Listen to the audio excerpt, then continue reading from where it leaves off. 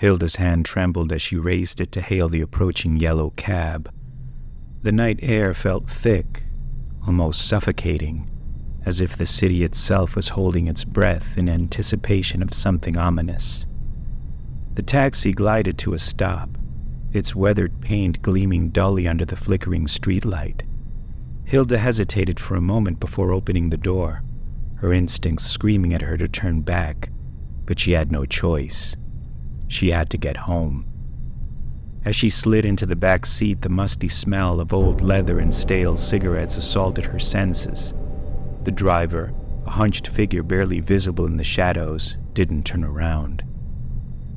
"Where to?" His voice was gravely, with an accent she couldn't quite place. Hilda gave her address, her words sounding small and fragile in the confines of the cab. The driver nodded once, and the vehicle lurched into motion. As they drove through the eerily quiet streets, Hilda couldn't shake the feeling that something was off. The route seemed unfamiliar, the turns too sharp, the alleys too narrow. She leaned forward to speak, but the plastic partitions separating her from the driver seemed to have grown thicker, more opaque. "Excuse me," she started, her voice quavering. I think we've taken a wrong turn." The driver's eyes flicked to the rearview mirror, meeting hers for a split second. In that brief moment, Hilda felt her blood run cold. Those eyes, they weren't quite right. The cab accelerated, careening through the empty streets with increasing speed. Hilda fumbled for her phone, but her trembling fingers couldn't unlock the screen. She glanced up, hoping to see a street sign, a landmark, anything familiar. Instead, she saw only darkness outside the windows, as if the city had disappeared entirely. "Please," she whispered, her voice cracking.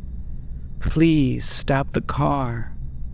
The driver chuckled, a low, rumbling sound that seemed to come from everywhere and nowhere at once.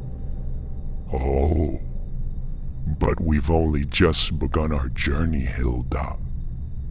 Her name. How did he know her name? As panic threatened to overwhelm her, Hilda noticed something else. The meter.